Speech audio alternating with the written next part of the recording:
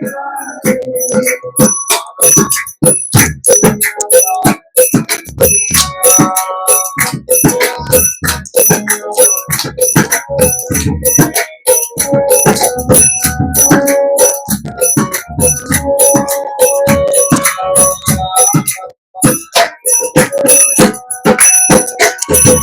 Krishna, Krishna Krishna, Hare Hare,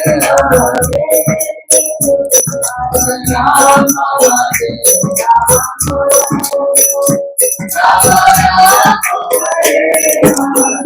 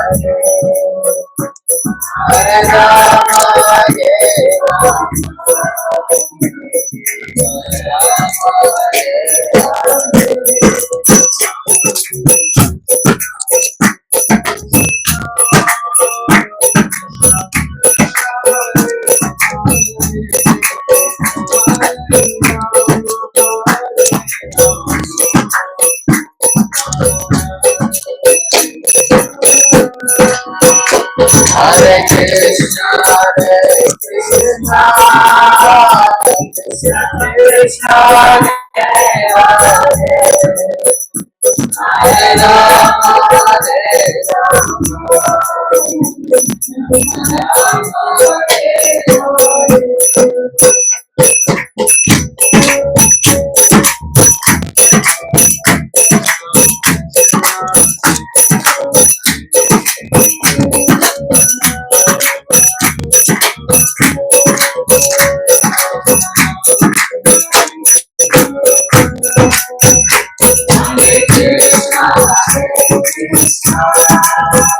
Krishna, Krishna Krishna, Hare Rama,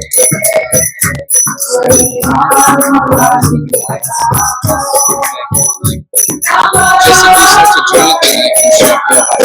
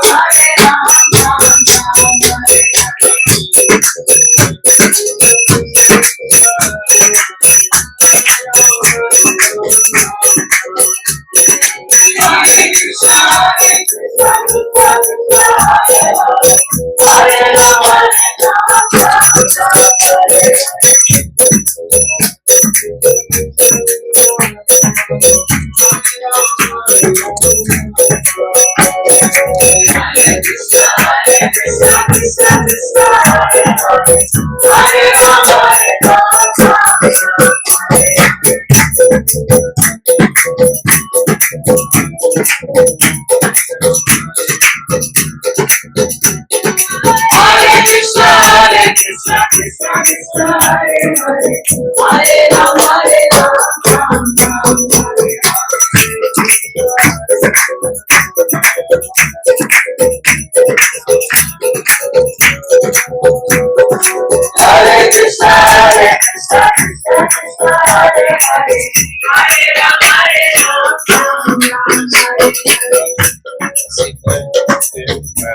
It's there.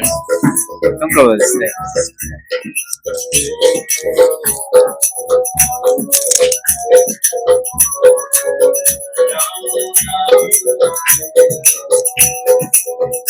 Hare Krishna, Krishna Krishna, Hare Hare, Hare Rama, Hare Rama, Rama Rama, Hare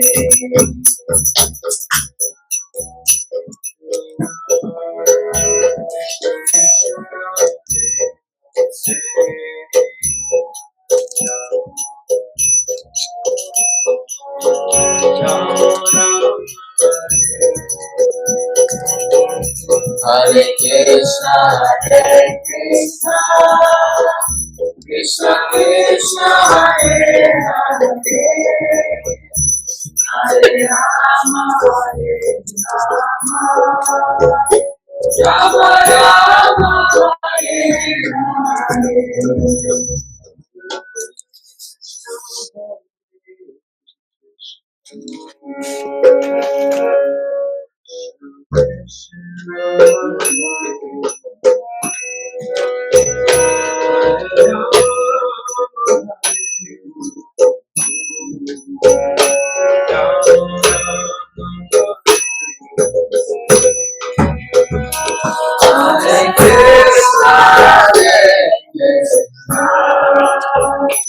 Krishna, Krishna Krishna, Hare Hare Rama, I think you can switch on.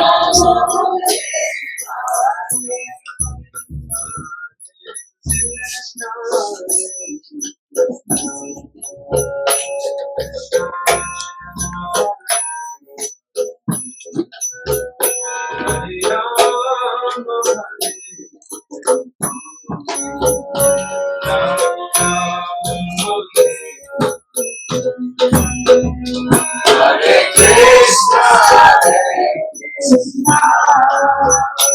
Krishna Krishna, Hare Hare Rama, Rama Rama, Hare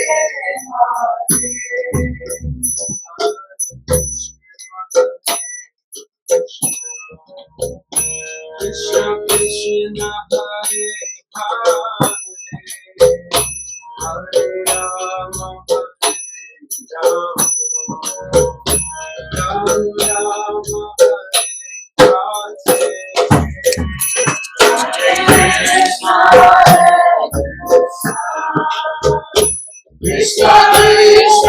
Krishna Krishna, Hare Rama,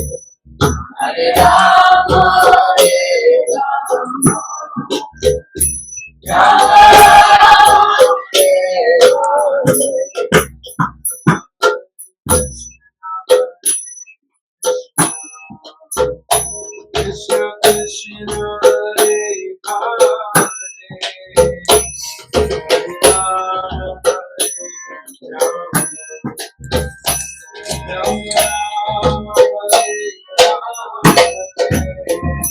Hare Krishna, Krishna Krishna, Hare Rama, Rama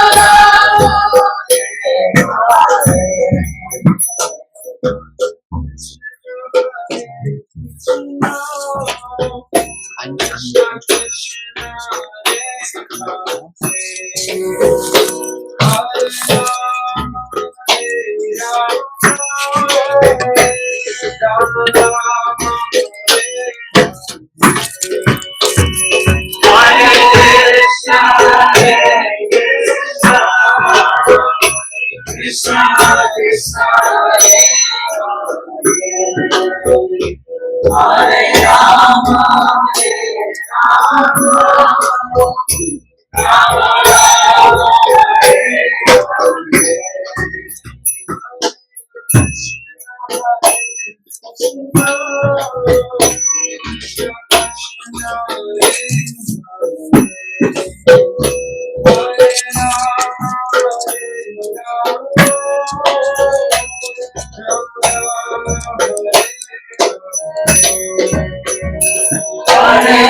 Krishna,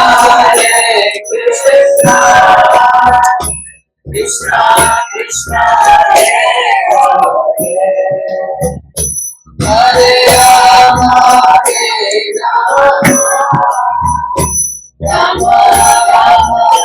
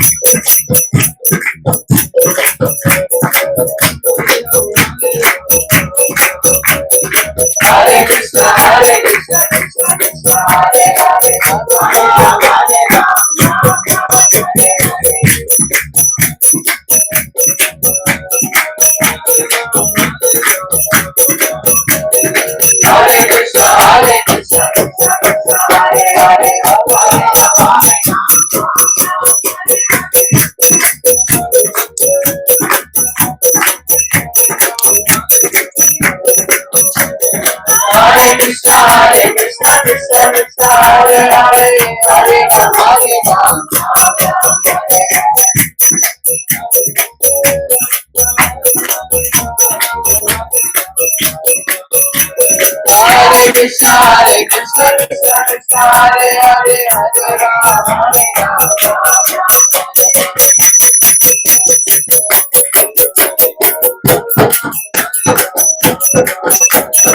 Hare Krishna, Hare Krishna, Krishna Krishna, Hare Hare, Hare Rama, Hare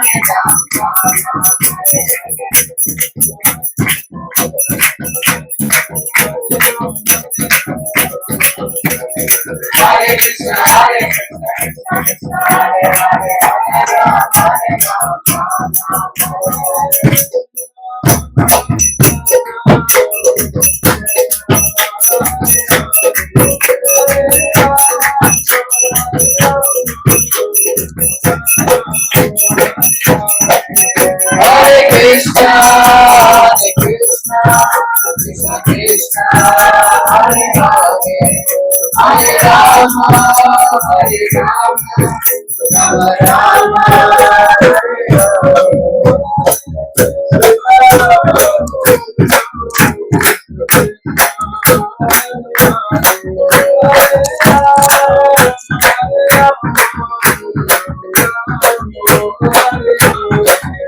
Hare Krishna, Hare Krishna, Krishna Krishna, Hare Hare, Hare Rama, Hare Rama, Rama Rama, Hare Hare.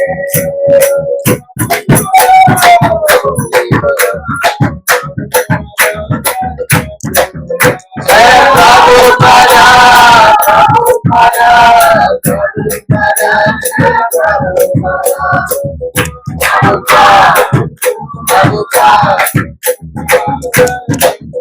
Jai Jai Prabhupada, Prabhupada, Prabhupada, Jai Jai Prabhupada.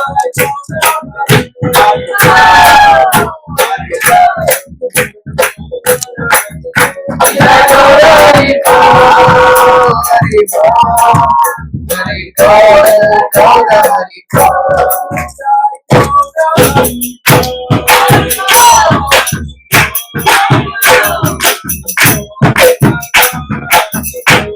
Jai Gaura Hari Bol, Hari Bol, Hari Bol, Jai Gaura Hari Bol.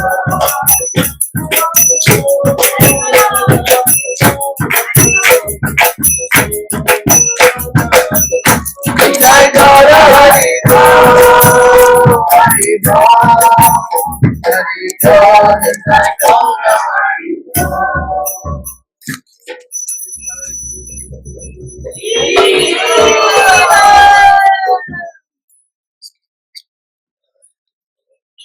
Shukla, do you want to do the honors?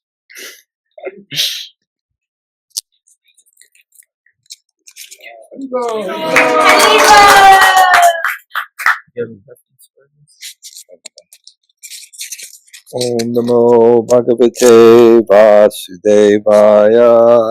Om Namo Bhagavate Vasudevaya. Om Namo Bhagavate Vasudevaya. Om Namo Bhagavate Vasudevaya. Om Namo Bhagavate Vasudevaya. Om Namo Bhagavate Vasudevaya. Om Jnana Timarandasya Kananjana Akaya Tatsurmritam Mena Tasmai Shri Gurave Namaha.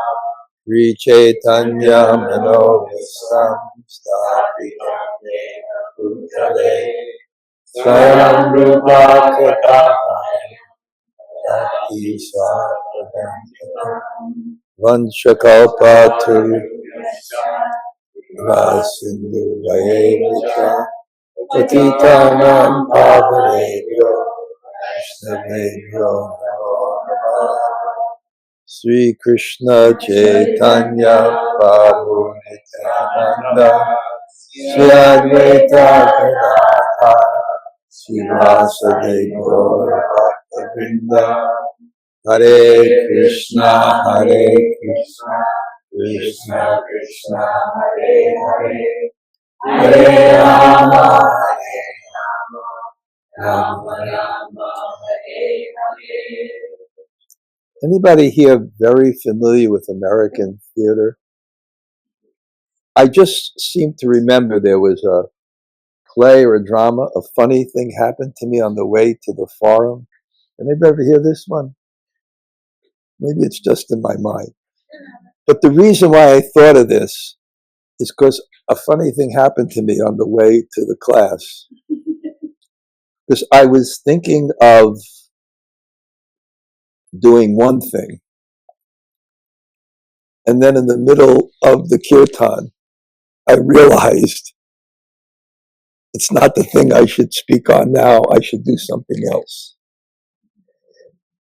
Because I generally like to speak on what I'm writing, and I'm writing something now called The 7 Habits of Highly Effective Preachers. And then the kirtan was so nice. And then I was so happy because everyone was so into it. Somehow or other, we struggle in life so much, but if this remains, that the holy name enters into our hearts and we're just so not reverent but devotional towards it, then something is right. So I thought, no, this is very stimulating, this class I was going to give. But I think we needed rasa. So then my mind shifted. Okay, what am I going to speak on rasa? And then the way my mind works, I said, I'll combine both. So you'll see how I'll combine both. But anyway, I wrote about it. I wrote the first principle. First principle of the preacher was realization, and Prabhupada said, and you'll see how I'll go into rasa. He said that, realization means that you understand something so deeply that you can present it in an interesting manner. And what that means is that according to the frame of reference of the audience, you can put it in their language without losing the meaning. If you don't have realization, you try to put it in people's language, but you lose the meaning. Or you keep it in your language that you understand it, even if the people don't understand that language. And I'm not talking about from French to German or Hindi to this, because words are impregnated with meaning according to people's experience. And people have different experience with the same words. So you have experience of a word in one particular way, and then you use it in a way that people have, like surrender is a classic one. Someone will look at surrender as a child in the arms of their mother, and someone look at surrender according to their experience as, a bayonet in someone's back. The same word. So someone who's realized he can reform the message to suit the frame of reference of the audience. And the classic example I gave, and I wrote about it, and let's see if I'll shift into Ras, because I may go in this direction. Anyway, it seems interesting. But the classic example I gave is 11 days after Prabhupada passed away, you have his function. Now, why 11 days? Because it's Nitya Lila Pravishta, it's a celebration. It's not tragic in one sense. Nitya Lila Pravishta, a person enters Nitya Lila Pravishta, he enters into the Nitya Lila. That's glory, but at the same sense, the separation from that person requires a period of mourning before the celebration.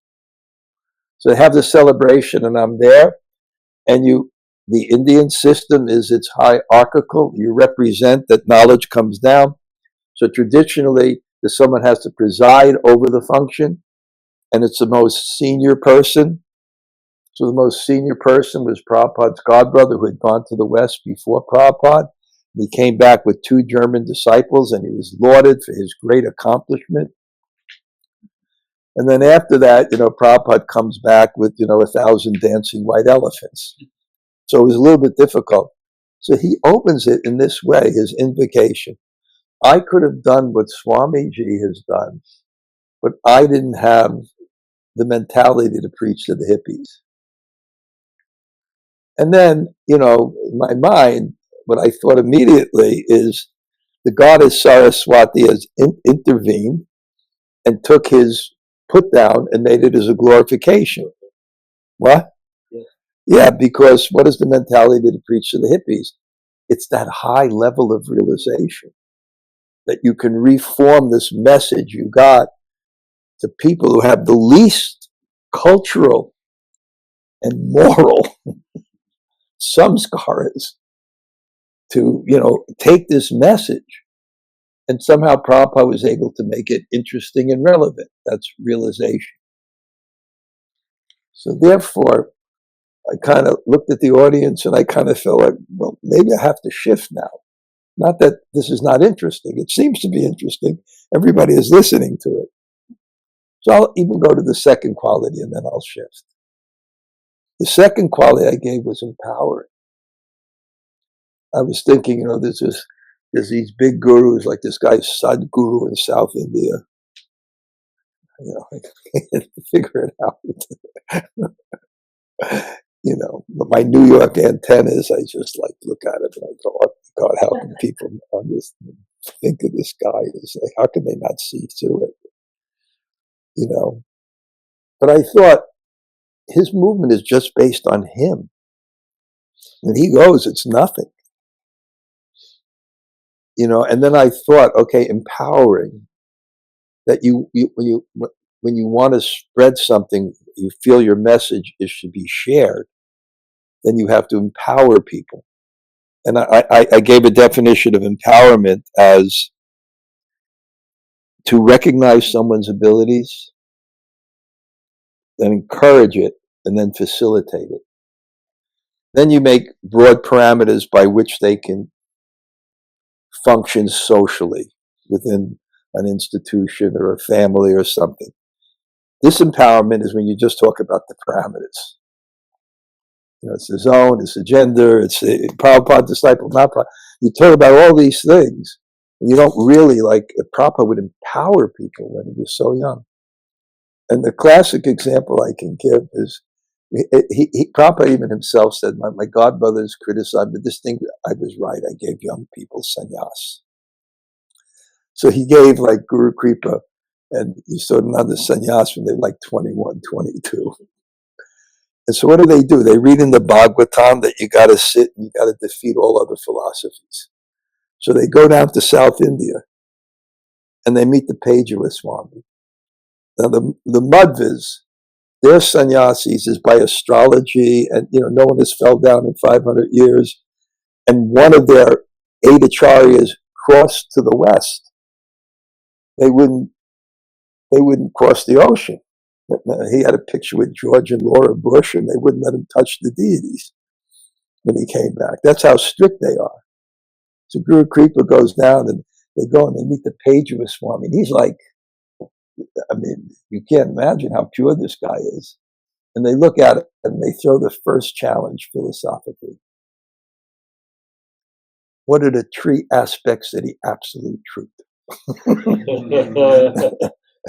And Pejava Swami was kind of like laughing. He was so amused,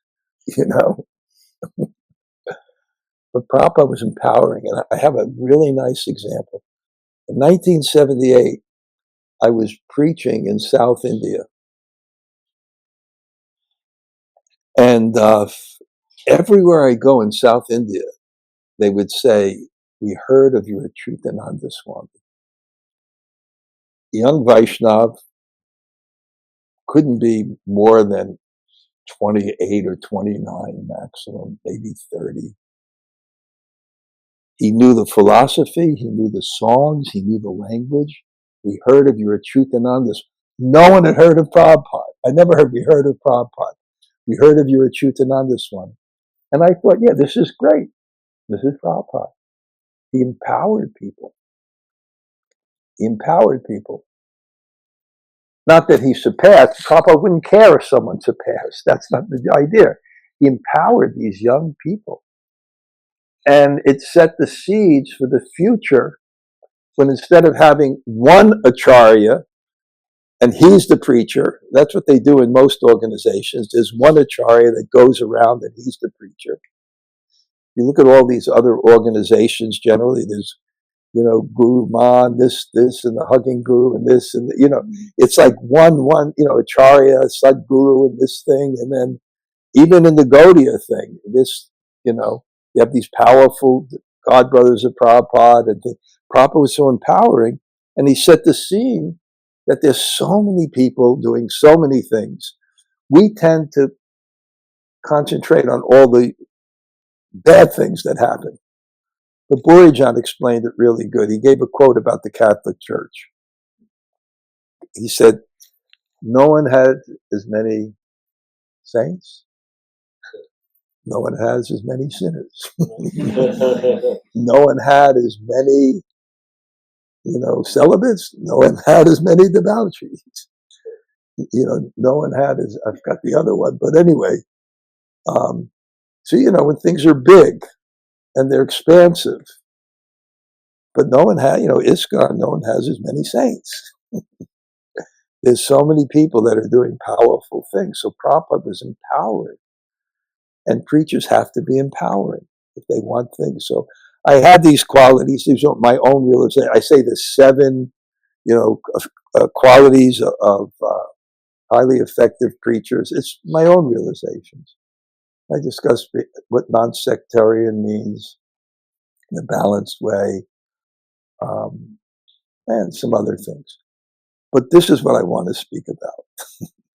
So because of that, and because, this is my service to communicate, so I kind of think is like, I want to speak about something else than this. So I thought, what? Okay. So I thought I had a chance to apply my realization. I don't know, I got a good preaching gig. So I'm working, and I think, Mali Kamala, and she empowered me. I want you to teach she came to my Puri Yatra. She loved it. And she's empowering because she saw I like what he has. She started encouraging me and just coming and facilitating. And what are you going to do? And message after message. And so I figured, what can I do? And I thought, like, years ago, there was a book, the 1 Minute Manager. So I wrote a spoof on it called the No Minute Manager. And I had different principles. And one principle is never do something that someone else can do. So that was my tendency. As soon as someone else can do something, they can do it, and I go to something else. Like I started the VIHE in Tuaco. As soon as I saw someone could teach Bhagavad Gita, after 1 year, I was out of a job.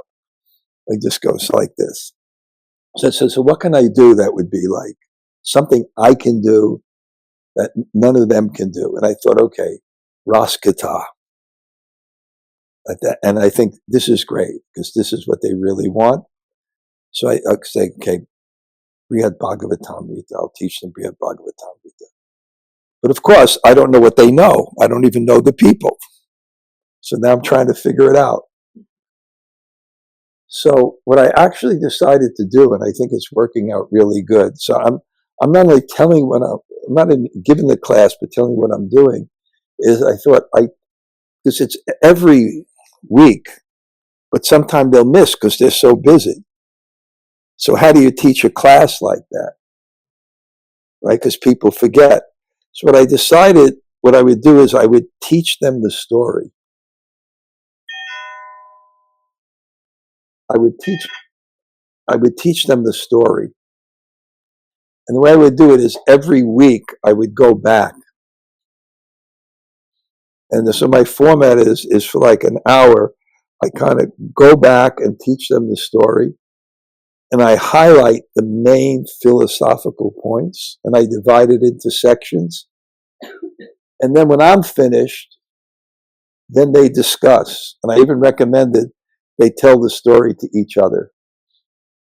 Because it's great the way this Rasa Shastra means books that embody devotional spirit and make you feel it. It's so important in our tradition to have that kind of experience. So it's good. So I've divided it up into categories and I keep on going back. So the first point I wanted to teach them is that a book begins in the mind of the author. So we have to figure out why Sanatana Goswami wrote this book. And so that's the first point. So, and each time I go back less because I figure they've already understood it. So why did he write the book? And because, and it's right there in the first book, first verse, it gives like a mantra that's so important. It says, Parama Dasha Antim. Antim means Para means the supreme. Anta means the end. The end of the topmost Dasha stage. All right, well, come on in. Yeah. People move up a little bit, maybe, just because then.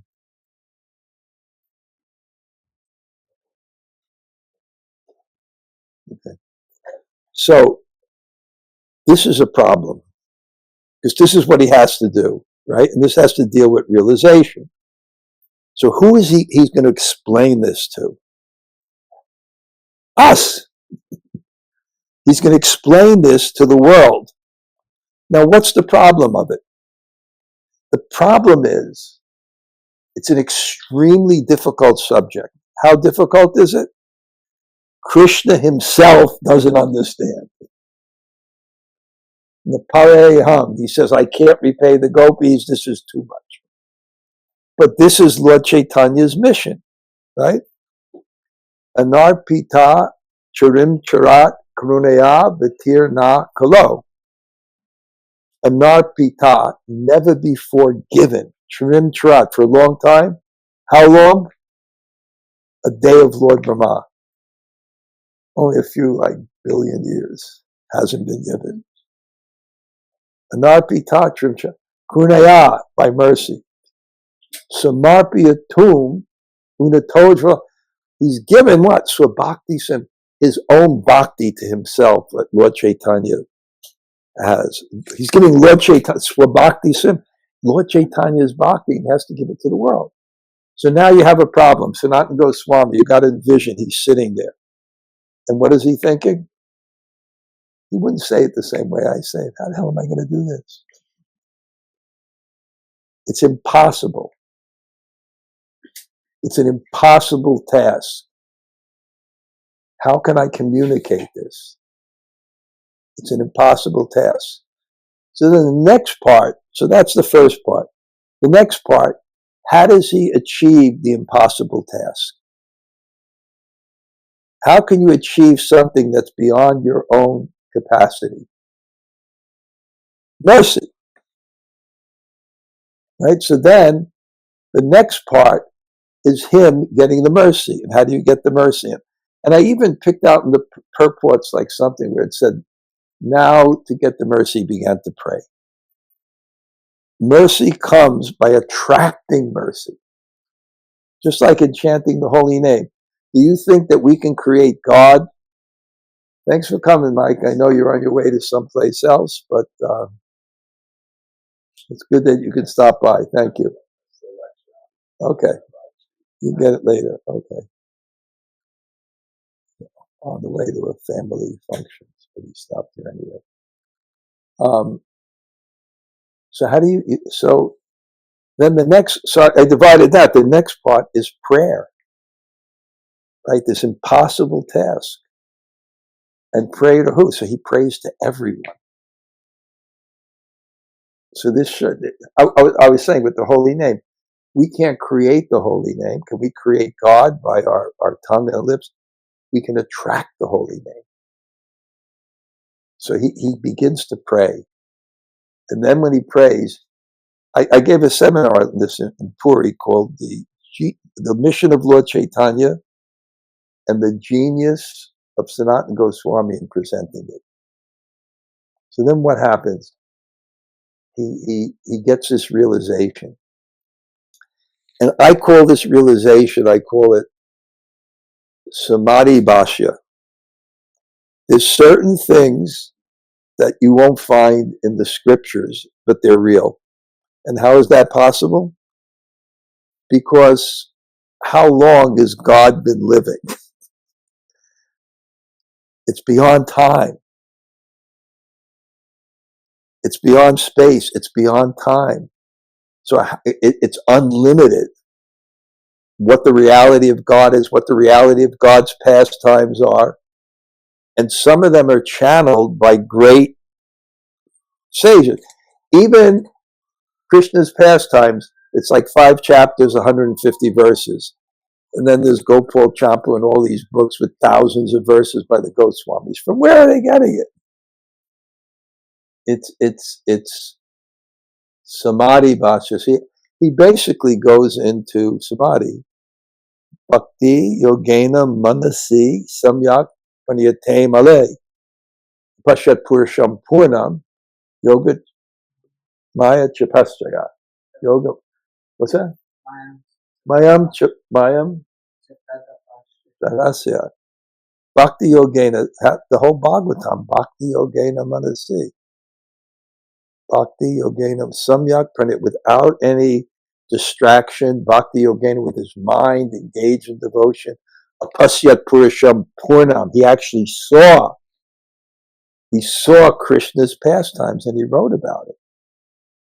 So Sanatana Goswami, so this is the second part. And I keep on going back and telling the story, and then they discuss it and discuss the main points. And then he goes and he kind of channels this story that we don't find in any of our Shastra of Jaimini Rishi. And I would say it is like Tamal Krishna would say it. He's no slouch. He's like some substantial, like of the Samvedas. It's like one of the 4 people that Vyasadeva entrusted with the main Veda. And he's teaching Maharaj Parikshit's son. So we got to, I'm careful with them because I have to teach them. You got to really concentrate because it's a story within a story within a story. So you can get lost. So the first story is Jaimini Rishi is teaching Maharaj Parikshit's son the Mahabharata. But the Mahabharata means the history of India. But what happens is, and you have to understand this, that books is a message and they come in different forms. Like the Bhagavatam is in 4 verses. Initially, Chaturshloki Bhagavatam, then it's expanded. It's the same message. Then you have Prabhupada's purports. We heard it in the Bhagavatam class. Then one of the devotees speaks it. It's still the Bhagavatam. And when someone speaks the Bhagavatam, he reshapes the story again for the contemporary audience. And Prabhupada reshaped it. So the Mahabharata is not just one book. So there's a history of India. And he hears it and he says, this is different from anything I've ever heard before. Because in this Mahabharata, Krishna personality and his sweetness is prominent. In the Mahabharata that we've heard, he has the real Akila Rasamrita Murti, the full embodiment of love, is not presented. A person can be presented in many aspects, and Krishna's so he says, I've never heard this before. It's so sweet. So he says, give me Akila. Akila is a summary. Because people like to memorize things and then they can expand it. That's what a sutra is. You take a whole body of knowledge and you codify it. Then you learn the code and then you can expand it into the original thing in your mind. This is like technique. So Akila means like and he said, just like on the original Mahabharata, the Harivamsa, so what is the Kila for this Mahabharata? about Krishna. Then he tells this other story, which is Samadhi Bash. I don't think it's in the scripture someplace, but it's some reality, and he accesses it. And what does he access? So Jaimini Rishi now, he's explaining now to Janamejaya, the son of Maharaj Parikshit. He wanted a summary of this new Mahabharata that was more intimate Mahabharata. He wanted a summary of it. So he tells this story that, I don't know where we heard it, that after Maharaj Parikshit heard the Bhagavatam, his mother comes. Right? And then when I tell this story, Gail, I always tell some jokes about my mother coming to my Vyas Puja, because the general tendency is when you're about to get serious, he's heard everything, he's ready to fix his mind, right? He's heard the Bhagavatam, and that's it. He's ready to, fix his mind and prepare. He's probably got a couple of hours left, and his mother shows up. And, what I would say is, I tell, like, at my Vyas Puja, my mother starts taking pictures of the audience, and she's standing right in front of me and taking pictures of the audience. And I'm trying to look cool. I'm saying like this, and I'm like, not now, not now. And then I think she picked up a little girl and put her on my lap for the picture. Not now. I got to be cool. I got to be like, really like, not now. So that was basically it. But Maharaj Parikshit, I love my mother, but he said he was Matri Vatsala. He loved his mother. He loved his mother. She was a great devotee. In Bhakti tradition, we have friends in Bhakti. It's not mundane. Now we're transcendental. We don't have friends. When we connect everything to Krishna, when you connect everything to Krishna, it becomes part of Bhakti. Your friendship, your relationship with your family, it all becomes part of Bhakti. We connect it with devotion. So he tells her a summary of the Bhagavatam. And again, because Maharaj Parikshit's realized, and now he's speaking to his mother, and he doesn't have 7 days to tell the whole thing. So he has to tell the whole story in a different form.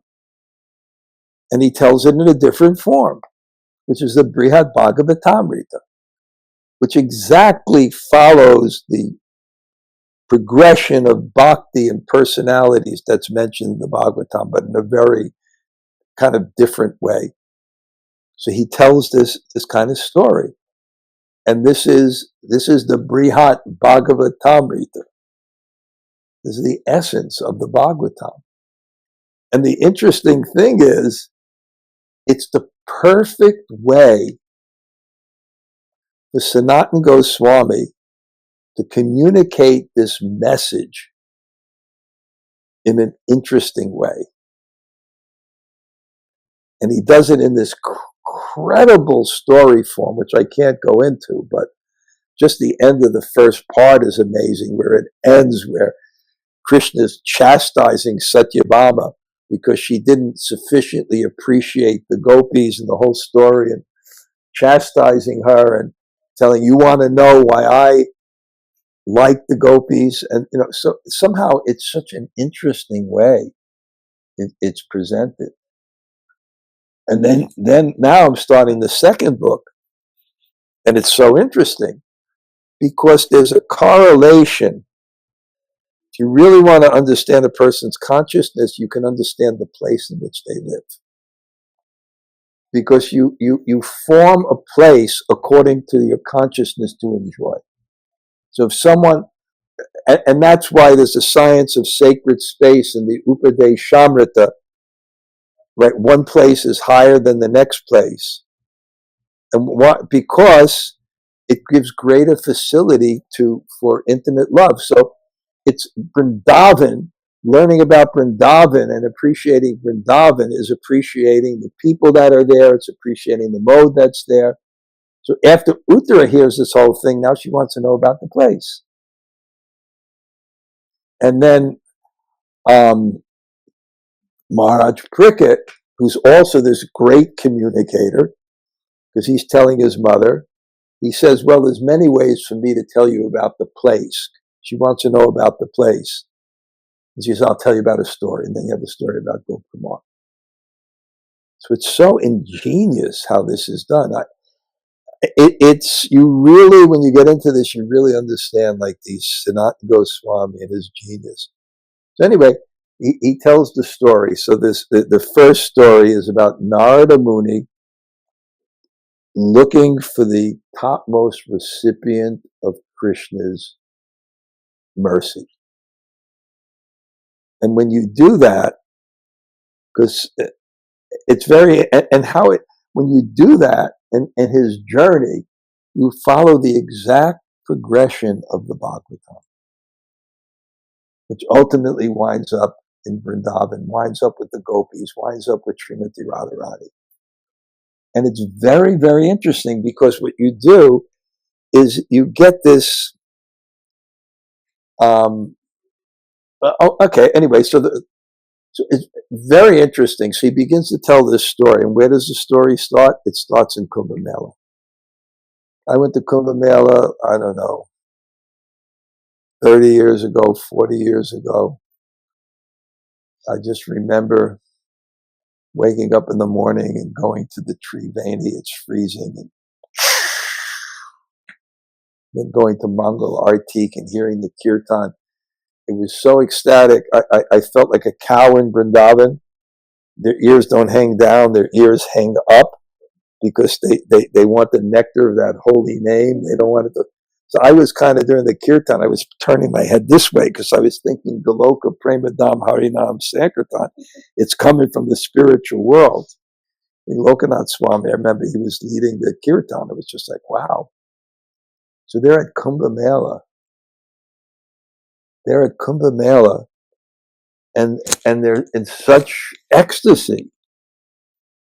And when you have that feeling of devotion, the last place you want to be is in the center. And when you don't have devotion, the first place you want to be is the center. So you don't want to be in the center.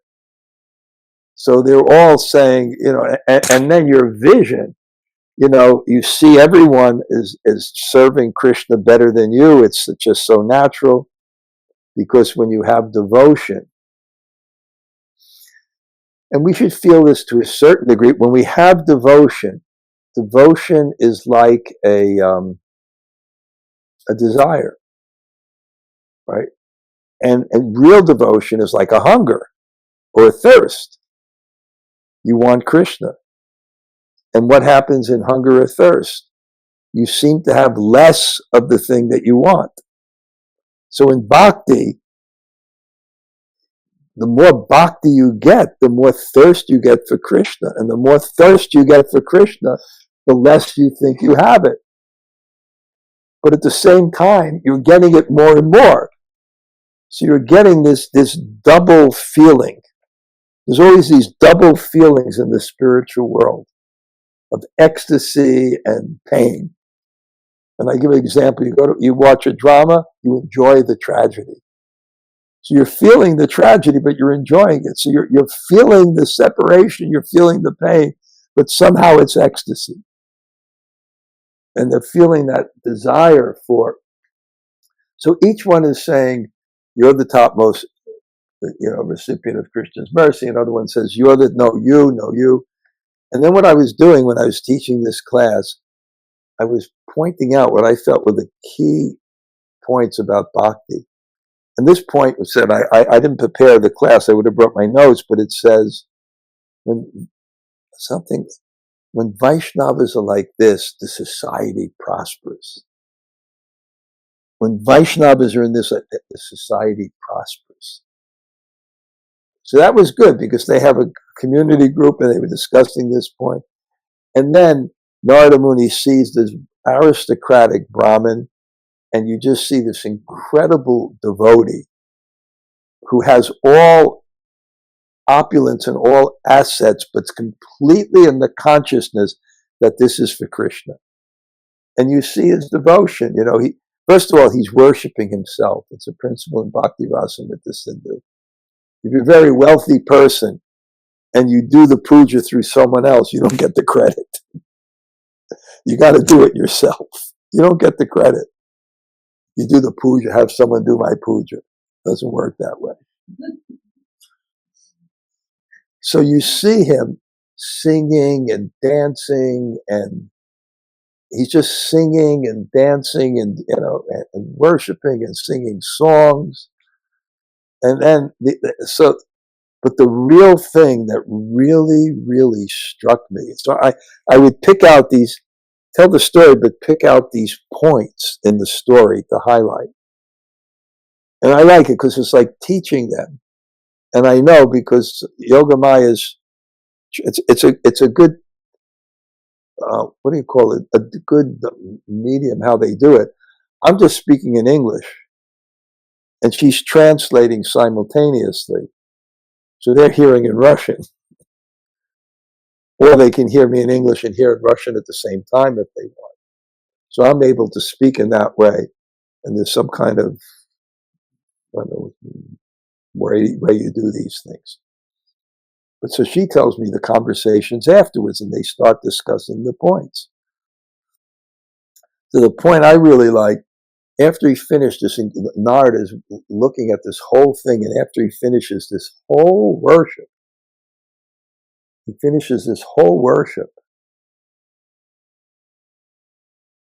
he looks at the deity and says, whatever benefit comes from this worship, I offer it back to you. It's just like, it's such a point of what bhakti is. And a personal example of that was really good. The Govardhan Retreat Center, I was there when they put the Anantasesha in, and I gave a lecture, and different people gave lectures. So I gave a lecture, and I said, I have one regret. Boyajan's so old, he's not going to be around to enjoy this. So afterwards, I ran into him, and he looked at me and said, I liked your lecture, but there was one point. I'm not into this to enjoy this. And then he went with his hands towards Govardhan and said, it's an offering. Real bhakti. Bhakti is not about us. It's about God. And then I pick out these particular items. So it's really fun for me. We've developed like a method, and now, I'll give the net. So then what happens is, then Narada glorifies profusely the person, and then you see his bhakti, not only in what Narada Muni saw, but how he reacts. He has no ego. He doesn't accept the glorification. Because what happens when you're Krishna conscious, what's Maya? Maya is not this, not what? What you're seeing, God's energy, you're seeing God's energy as separate from God. So you can have ego. Ego requires possessiveness. It requires control. So when you're very advanced, what happens is you're free from Maya. You're free from the illusion that things are separate from God. And how humbling is that? Right? When you see everything is God's. So you can't have that ego. So when someone says, you're great, you're this, and you're that, it doesn't, plus you have all this bhakti and you're thirsting for God, so you don't feel you have God. And then you have this vision of the world, which everything is God's energy, so you don't identify with it. And then you feel, maybe you feel you're in this world, you can look at it one way. You can look like I'm great here, or you can look at it as I'm like a well-behaved prisoner. I mean, you can't, you can't have ego if you're in the world, if you have a particular perspective. There's another aspect, okay, I'm here, okay, I'm a good prisoner, I'm the best of the prisoners, but, I did, rob an old lady and beat her up and steal her purse, So I'm here in the prison. Okay, I'm a little bit better, but I don't think I'm. So that you see them, they don't have. And then he points to the next person and describes it. So you get, this is so ingenious, you get the perspective of bhakti from three perspectives. From the previous devotee who says, I'm not a devotee, and he describes that devotee. So now they'll describe the king. He's a better devotee than me, the king. Then you'll see the perspective of that person when Narada Muni goes there and sees what the previous devotee said. Oh, he's such a great devotee. And then Narada sees it. And an amazing thing happens. In material things, the description is always better than the reality. The fantasy is always better than what actually happens. But in spiritual things, it's the opposite way around. It's always better. Right, Sri Prahlad, if you have a great festival, like a great festival, right, you can't describe it, right? You can tell them we're going to go to the Rishikesh festival and what it's like, and 500 people coming there taking prasadam and the kirtan, and I heard about it, but this year I went. Like I'm like, wow, I couldn't believe it. We're trying to get, I remember in the Brooklyn Temple, 2 Westerners showed up. We became excited. And that's 500 people, and they're shutting the gate after 500 people. And they got Narottam there with the stick in case someone gets in or something. I don't know. And then they have like this incredible prasad for 500, the best kirtan people. And then even they have this bogus thing with these Bhagavad Gita cards where you turn up a Bhagavad Gita card and it says what it means, like pretender or something. So people line up and they have these devotees there and they turn the card. It's like Nityachar was pretender. Oh, this means that you're. They start telling the people. And so many things were going on. You can't really describe it. You have to be there. So every time Narada goes, it's even better. And then you see the king, and you get these perceptions of bhakti. And with the king, what really stuck out in my mind, that's what I'm doing. I'm trying to pick 2 things in each thing.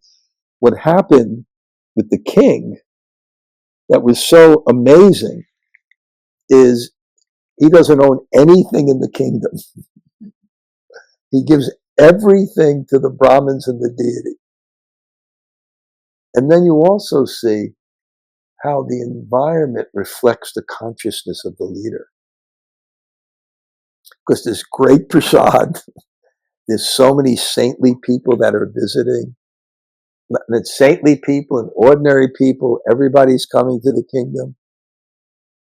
That's also a principle of preaching. If you make a nice place that's open, there's a karmic thing. Like, let's say you go to spread Krishna consciousness in some place and you make a really nice place that's going to be welcoming, then Krishna somehow either has people born there or move there that deserve to get that type of experience.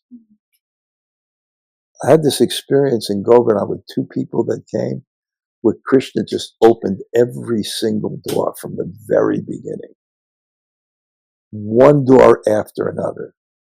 These people's minds were absolutely blown. And they became devotees. So then you get the king, and then the king points to the better than me is the demigods, and they have direct association. So it's, and the whole story, and forget the 7th chapter of the first book where, anyway, it's an amazing thing. So that's my strategy. My strategy is I want to teach them the story, and I want to have them have the main points, and I want them to be able to tell the story. Okay. That's, any reflections on what I said? Any questions? Yeah. Thank you, Maharaj. Thank you for coming. This is amazing here today. Okay. Yeah. Yes, thank you. Wonderful hearing your insights and Yeah. realizations. Yeah. First two of the points of Yeah. these 7 Yeah. habits of highly effective preachers. Yeah. Very curious to hear the other 5. Okay. But aside from that, your insights. Well, Sri Gandharva gets my Monday morning greetings.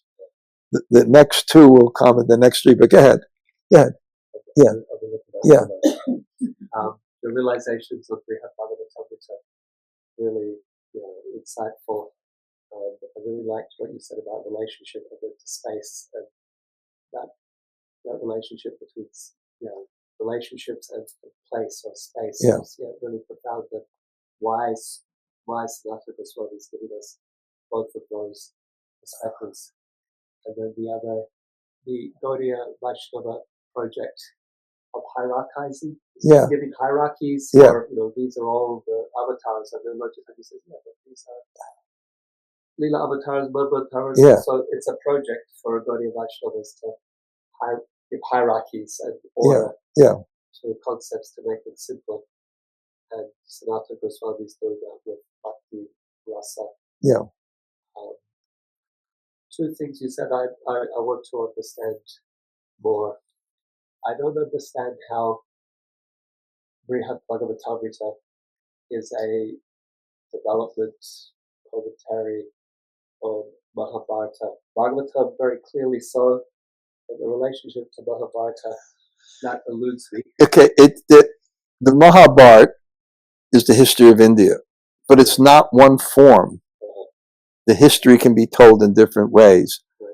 We don't have that Mahabharata that Jaimini Rishi told, but in the commentary it says it's exactly like the Bhagavatam, because that history focuses, it says, from the perspective of Krishna. So it became very sweet, and he was amazed, because you can tell the history from different perspectives. I don't know what it actually was, but in the commentary it says it's practically non-different than the Bhagavatam. So that was the thing. But it's not the same Mahabharata that we heard. And it explains there, and I have the book right now, that Krishna in the Mahabharata we heard is a little bit of a more formal person. Yeah. Yes, the Bhagavatam is very aware of the Mahabharata as well, but thank you for that. The other question, you said that the Brihat Bhagavatamrita, Narada Muni's journey follows the same order as the personalities appear in the Bhagavatam. And I see how that's the case with Prahlad to Hanuman, Right. to the Pandavas to Uddhava. Right. But with Kumbhamela, or a king to Indra, to Brahma, to Shiva, that order seems to reverse. So it doesn't tell you exactly. You have some. What's the basis for your realization on how the? Well, my realization was from Prahlad, to Hanuman. Right. Bibi Govinda Swami always tells the story that he was in Italy. And then I'll get back to your story. He was in Italy, and he told the story of Raghunath Das Goswami as being the greatest devotee. He paid 1,000 obeisances and everything. So one guy raises his hand after the class and says, you say that the Raghunath Das is a great devotee. But what a service he do.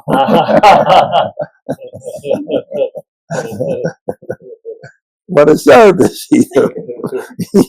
So there is Hanuman does service, etc. So, I think in Sanatana Goswami's mind, I don't think it has to be like he didn't explain the creation, but maybe with the demigods, it was a little bit more distant and formal, and it was, the Bhagavatam is categorized according to these different subjects. Somehow, let's say, let's say this. It's Mother Uttara that's hearing it, right? Okay. And then it's Mother Uttara is hearing the Brihad Bhagavatam, is hearing the summary. He has a short time, He's not going into atrasargas, visargas, chastatir. He's not going into like the creation, etc. Maybe it's that type of progression is not necessary, because the Brihad Bhagavatamrita is to really give the essence. So it's maybe cutting out that really reverential part. Maybe that's it. And just kind of like saying, okay, we're going to just start by presenting bhakti. And because his goal is this, this high bhakti. And my realization, what happens is you present bhakti in different shapes, but it's bhakti. So you got the Brahman's bhakti, which is very Vaidhi bhakti, reverential but beautiful. Then the king is kind of similar. And if you also understand, it's divided by different, that's Boma, the earth, then there's the heavens, so it's also going in places. So you get bhakti in all these different shapes. So you really understand bhakti. Then the other thing is you get an experience of bhakti. So this is what the Bhagavatam does. When you come to Radha and Krishna, one or two things going to happen. It's going to incite your prejudices of what these forms are, which is material, or you're going to see them at bhakti and become very, very enlivened. So what my realization is that when you have an experience of bhakti, let's say, you've been with Dhanurdhara Swami in Vrindavan, you're going to all the places and you're chanting and you're so enthused with bhakti after you do something like that, that it kind of creates this not filter, but this consciousness that just excites you about bhakti. So when you come to Radha and Krishna, you have to have an understanding of what bhakti is. You have to have a feeling of bhakti so that when you see it, you become bhakti.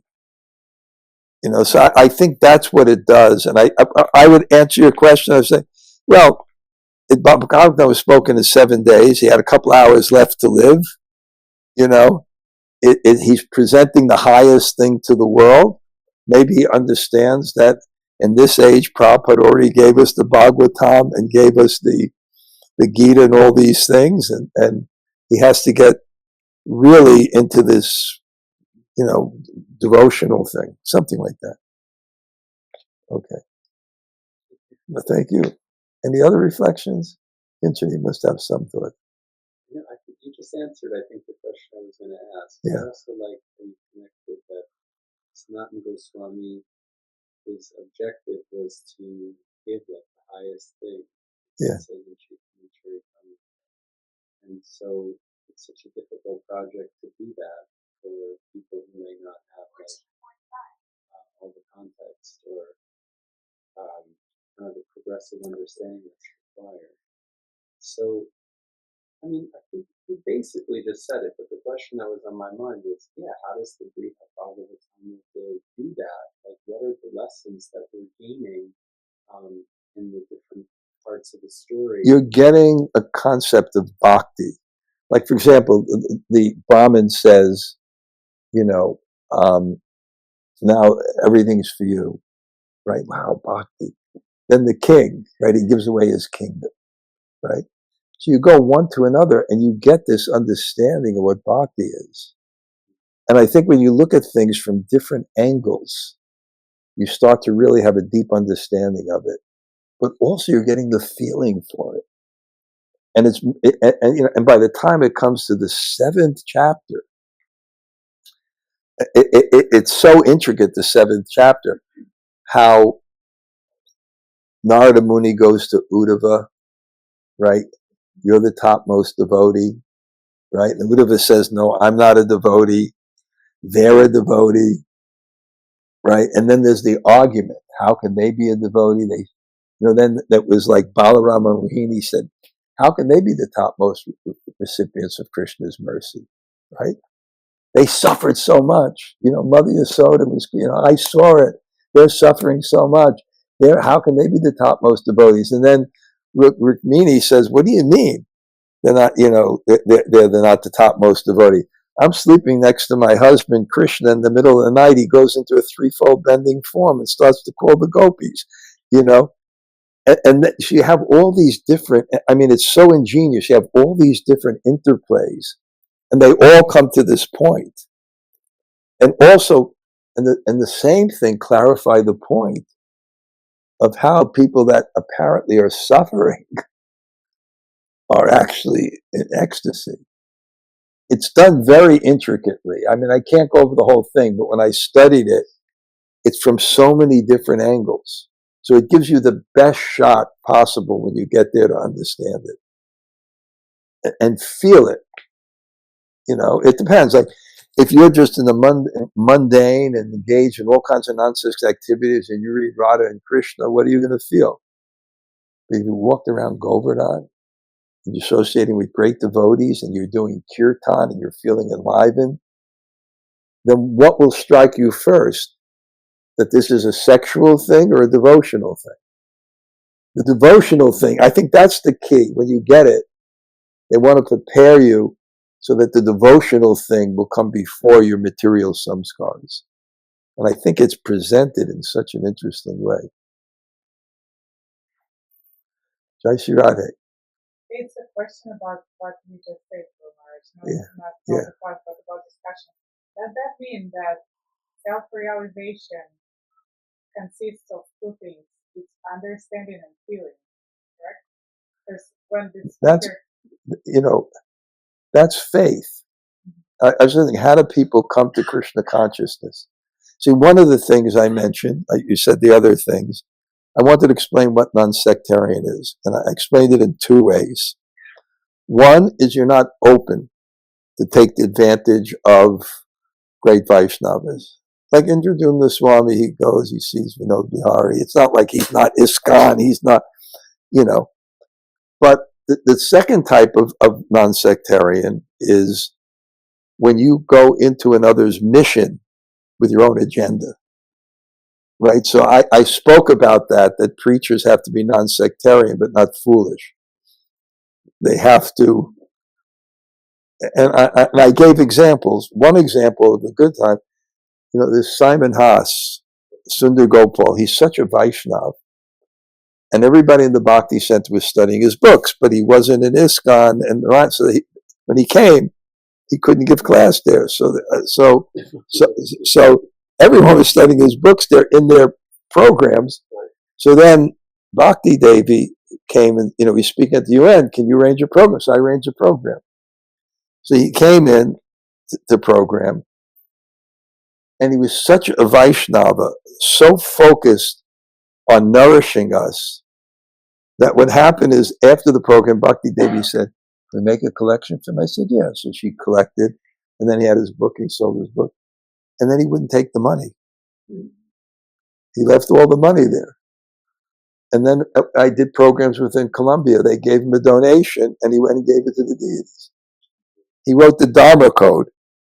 He won't accept any money for his preaching. So he left it for us. And yeah, he's such a Vaishnav. So, you know, there wasn't like a cent of, we benefited. There wasn't a cent of my agenda. He was trying to nourish the people there, and in Gaur Parivar, he saw it as a family. Same thing with Rasik Mohan, now Rasik Nanda Swami. We had him over to our place. He just nourished all our devotees. He was so nice. He went to the Rath Yatra, so his people said, "Can we distribute Narayan Maharaj's book?" He said, "No, we're going to their program. We only distribute Prabhupada's books." And then I go there, and I meet him there, and I see him. He's got a tag as an ISKCON representative. There was no one there, so they asked him to help. And then I had another two incidences where I closed the door. You know, I invited one sannyasi to come, and then, you know, some disciples shared text messages trying to recruit my people that he's the Rasika Vaishnava and there's no other real gurus. And then boom. So so now, but I was going to answer your question, and then what was your about? Yeah, about self-realization. It's not only knowledge, it's also. Oh, okay. Now I say then one of the things I said is a preacher has to give Vrindavan. And my realization for that is that faith is everything. And faith, this great Christian apologist, his name is, I forgot his name, but he's brilliant, like really Brahminical. Alvin Plantinga, his name is. He's like a amazing, like old. He said, faith is trust by experience.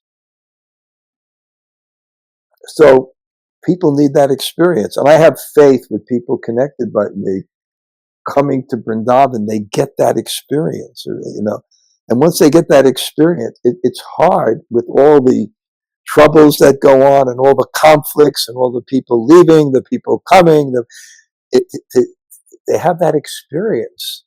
Because Prabhupada said faith is unflinching trust in something sublime. So where is their sublimity? When you get that taste of sublimity, then that becomes your goal, despite, you know, all the troubles and your own karma, that because you have a body, your karma is going to come, or Krishna is going to give it to you for purification. We say, okay, it's Krishna decided I can have this law, it was to purify the person. Now he's free from karma because he's my devotee, but why should I let the experience go? Because it's to purify it. So it comes, and then, you know, people have that experience. So your question again, Jason? Yeah, so, okay, here it is. And therefore, what I feel is when people come, how do people become devotees? I think it's two ways. I think they have an experience. They come in an open-hearted way, and there's no filters somehow. There's no offense yet. Borjan said we were all pure devotees until we got a taste for power. So we come innocent, and we get that experience. But what does that experience do? It allows us to take the literature, and as Hari Kirtan said, his Bhagavad Gita book is great. Rather than seeing the Gita through the world and our own experience, we start to see the world through the Gita. And then when we see the world through the Gita, it's so profound. Wow, this is a lens from reality. And it becomes so apparent that, you know, and it's amazing. I sometimes look. One time, my father from Brooklyn, he paid me the highest highest compliment in his own language. Because I have a younger brother, 6 years younger, so passionate. I have an older brother, very, very nice man. He's a little depressed. They're both good. They both have families. They're responsible. They're great people. But, you know, he looked at me and he said, son, I have 3 sons and you're the only one with his head screwed on right.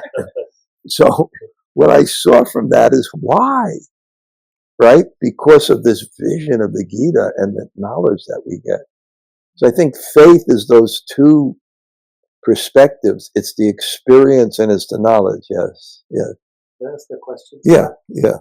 Because as we try to preach, outreach, yeah, and we think about what works. Yeah. And my initial thoughts were we give people knowledge, and then at some point I realized, oh, it's actually an experience or the combination of both. And then I linked it with, and this is where I went to comment, like yes or no, like no, or Samvit and Hladini Shakti. I think one of the Goswamis mentions that the combination of the Samvit Hladini Shakti awakened Bhakti within the heart of the jiva. So the knowledge and the experience. Good. I haven't written the last qualities. I'll use that. Yeah, I think it's the combination, because you can't have the experience without. All right, Bo, do you have to leave? Okay. I just wanted to say. I think you can't have the experience without the knowledge. You know, and that's Sambandha Gyan. Our relationship with Krishna is based on our understanding of reality. So you have to have that both. Yeah, I think that's a good way of categorizing it. Because you can't have the experience. Well, you can kind of have the experience, I think one of the things about the Brihad Bhagavatamrita that I'm learning in the second thing is you can have the experience without the knowledge, but it'll take you so much longer to go to the goal because you'll have to try everything else to see that it doesn't coincide with your experience, and you'll say, well, okay, this is not it, and this is not it, and this is not it. So I think the knowledge kind of moves you forward quicker, because it's really interesting, because from chanting that mantra, the Gopal mantra, that Brahmin from Mathura now is living someplace else. He really was just following this demigod and had faith, but he was doing it with such sincerity. And then, of course, he had some samskar that was playing out too, that he kept on getting lost. And then, but this, and they kept on guiding him. And then Gop Kumar's story is the same. He got the mantra and he kept on going, but he, tried this and tried that. Yeah. Yes. I think the answer is yes. It's that some bit knowledge and experience.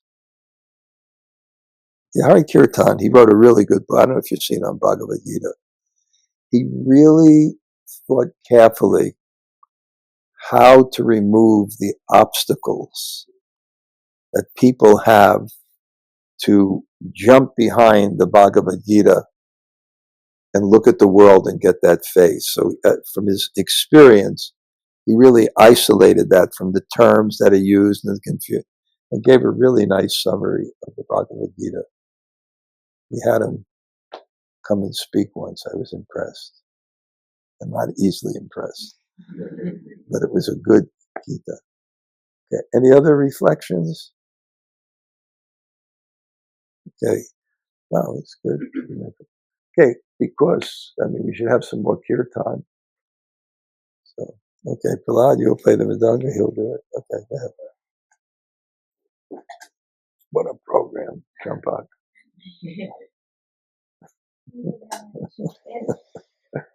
Yeah. For me, can I just share one thing? Yeah. It's so valuable to hear all your realizations, but on top of everything, you show with your own example how you had a thought in mind, you had a plan. Yeah. We've even talked about it briefly, and you come and get a sense of the room without any attachment to what you initially thought, and you just want to serve the best way that you see. And for me, that was really, really special. Yeah. Give her a hug.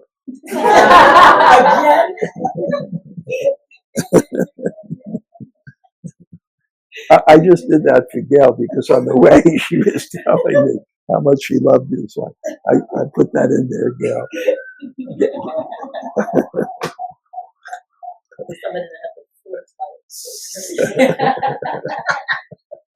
We're a team. Okay. Champa, take the cartons. What great cups. It's amazing.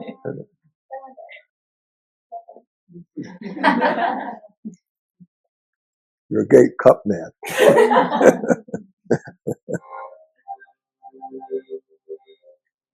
Hare Krishna,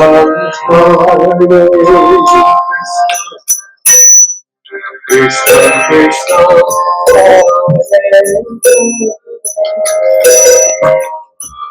Hare Rama,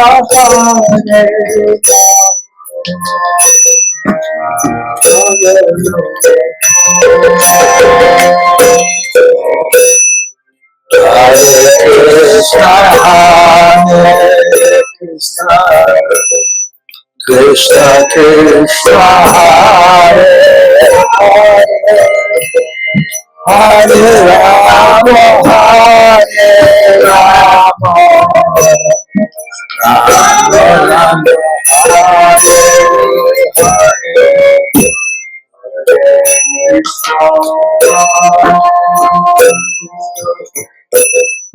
Krishna Krishna,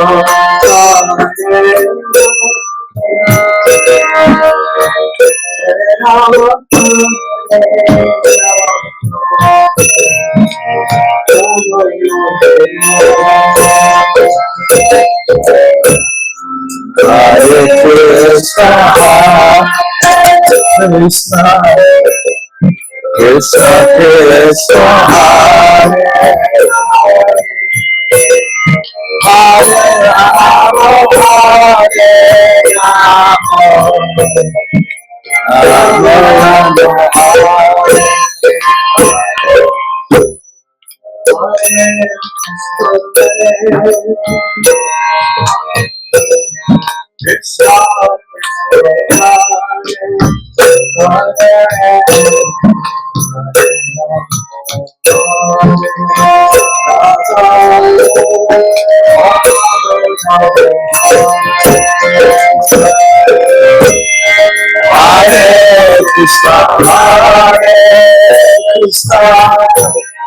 Krishna Krishna, Hare Rama, Rama Rama, Hare Krishna, Krishna Krishna, Hare Hare, Hare Rama,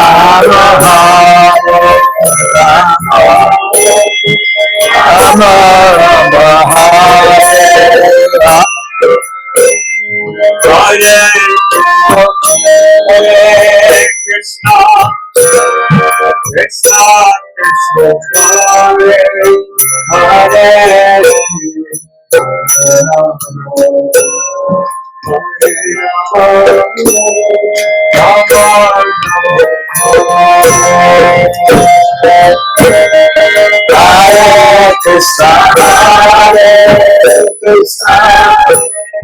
Krishna Krishna, Hare Hare, Hare Krishna, Krishna Krishna, Hare Hare, Hare Rama,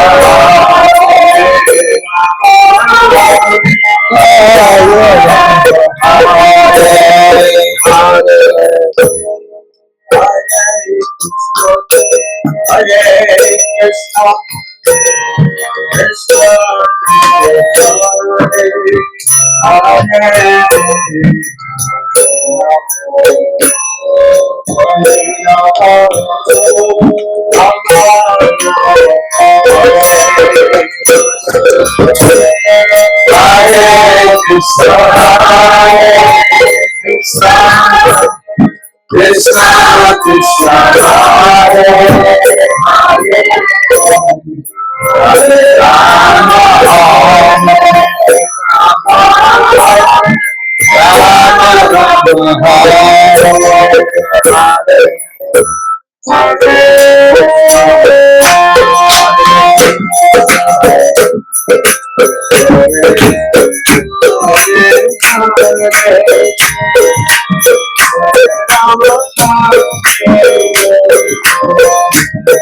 Rama, Hare Krishna, Krishna Krishna,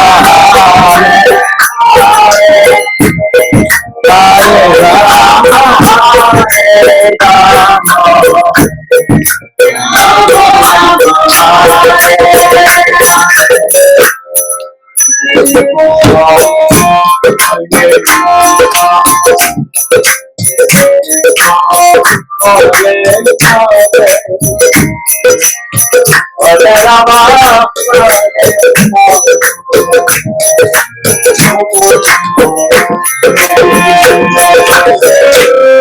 Hare Krishna, Krishna Krishna, Krishna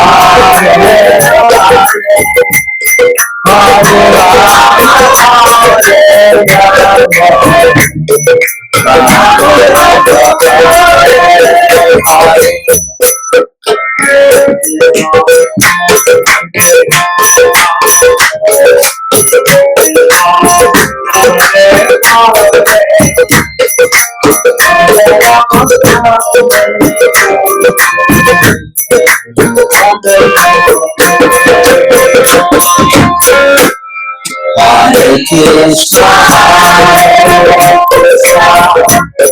Krishna Krishna,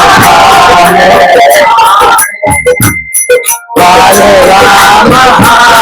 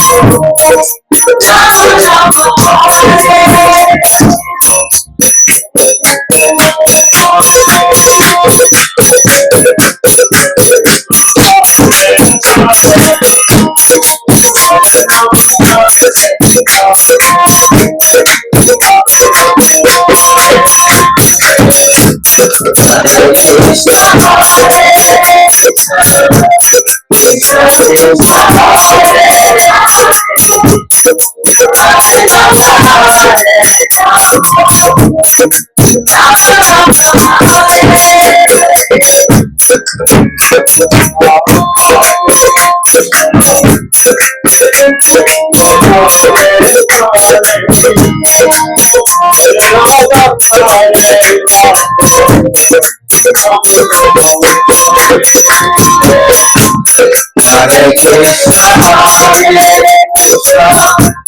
Krishna Krishna, Hare Hare, Hare Rama, Hare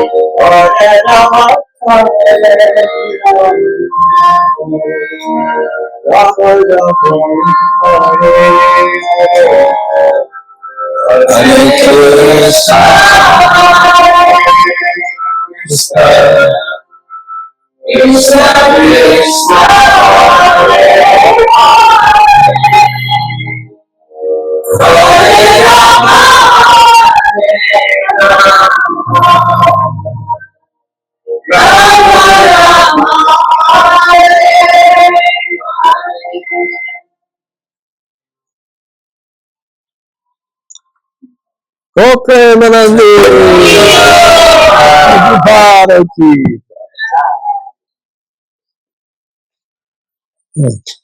Yes, Sodom. It's nice. Thank you again, Raj, very much. Thank you. Thank you again with some upside, and we look forward also to Samadhi Darshan from the 7 Okay, but take off the Basha, not the Samadhi. Yeah. Oh, the 7 principles, yeah.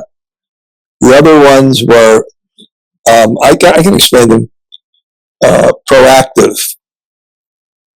because I'll just explain them really. So experience, Vrindavan, I think, is so, and my own realization, people come to the Holy Dham and they can get that experience of bhakti and the sublime that becomes their objective. Then proactive is, like I was giving, this started with a seminar that was to like 250 preachers. It was like a preacher seminar, and I gave these principles, and I kind of noticed that there was 80% women. So I said, a preacher should see that if there's a gender imbalance, in the future, there's going to be problems, right? So you should be proactive rather than face those problems. You should try to confront the problem now and solve it. For example, Burijan Prabhu once told me too, he said, we're preaching the yoga world is 90% women. So now you have to figure how to preach and get more men. And the interesting thing, as I said that, then after the seminar, one person from Malika Mala's group came to me, and he said to me, can you bless me? I said, why? He said, about a week ago, we decided that I should Bhagavad Gita for men. So I think it's important. And I think the world changes so rapidly that, for example, I'm seeing right now the world is so chaotic that maybe a preaching that's more orderly may be more attractive. Where previously, like, for example, like a vision of a more strict ashram, I think may be more attractive. I mean, you have to think that way. Where previously, where everything was so orderly, then the preaching, had to be more accommodating in that way. I'm just thinking, preachers have to be proactive. They have to see, what the problems will be, what the adjustments they have to be, in so many ways. Then culture is so important. The preacher really has to live and exemplify the culture. And I have found a great definition of culture. I forgot where I found it, but it says how to construct the environment to instill some scars in people, to relate better, to learn better, and communicate better. And I think these are so important in Vaishnav dealings, avoiding offense, learning. And if you don't have the culture, you can't learn. I give Tamal Krishnamurti, when he went to the university, he had a mentor. He would carry his books from one place to the other. And I think the Indian experience is very important for people to live in India sometime too. And I used to do one thing in America, that there was one Bengali family that was the epitome of culture. Really the epitome of culture. And I always used to take my people there for prasadam and sometimes stay over just to see how that. So that was I think I got 6 in so far. And the last one is, I forgot what I'll call it, but it's almost promoting family. And I got this, I don't know what I'll call it. I don't think I branded it a better way. But during COVID, I was staying in this town, and it was near this township called Lakewood.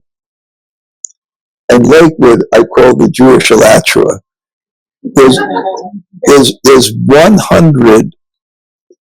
There's 200 synagogues. There's 100 yeshivas, including the second biggest yeshiva in the world. That's where they study Talmud, with 500 students. And then each family has 6 kids. So I figured every 20 years, they grow 3 times. And what's happening is, it's so powerful that they're kind of growing into the other communities. So I was in the next community, and I noticed that these people were across the street. And they, and you grew up in New York, and you come from a Jewish family, but you're prejudiced against Hasidic Jews. It's like a natural, thing about it. I don't know. But I was actually surprised. I was actually impressed. And then somehow all my doctors were, and like the best doctor, nicest people, So but I just saw and how families and growing and so many children and the proper relationships. I thought, you're a preacher. What do you want to do? You want to spread it. So it has to, and I also saw that I was so impressed. I go to Russia, but one thing I thought it was, at least at that time, much more advanced in America, was the children, because they had all these wonderful Sunday schools that the kids on the East Coast grew up in. The girl's daughter now is, right? We took her every Sunday to that Sunday school, right? And that became her friend in Tlaco, right? That became her friends, and she grew up as a devotee, and then, so that kind of focus. So I had 7, but I have to put at the end, these are just things I put together for the seminar quickly, but I probably think of others, but, Preparing next generation. okay, preparing next generation, yeah. Oh, and one thing I said about realization, that you have to understand that that's the foundation, but there are other factors, ethnic, generational, gender, etc., that make one either suitable or not suitable for communicating. A great preacher like Prabhupada can be transcendental and attract everyone, but it's not because someone can't attract everyone who doesn't have realization. He just also, by his nature and things, is just whatever. He's probably successful in some group, and he has to have realization to communicate to them. But there's other factors. Otherwise, you'll wind up seeing that there's really advanced devotees, and they may not be suitable for in every way, but realization is the foundation. So I'm having fun with it. That's what I do. I wake up and I write these articles, and I have to come up with a realization every week. So it's good. Okay, so Zada now. Okay, Champak and Damodar, great hosts. Nice apartment they have here in New York City. It's not easy. It's incomplete without your bringing this iteration of much Sunday. Metro Manchu Sunday, right? Yeah.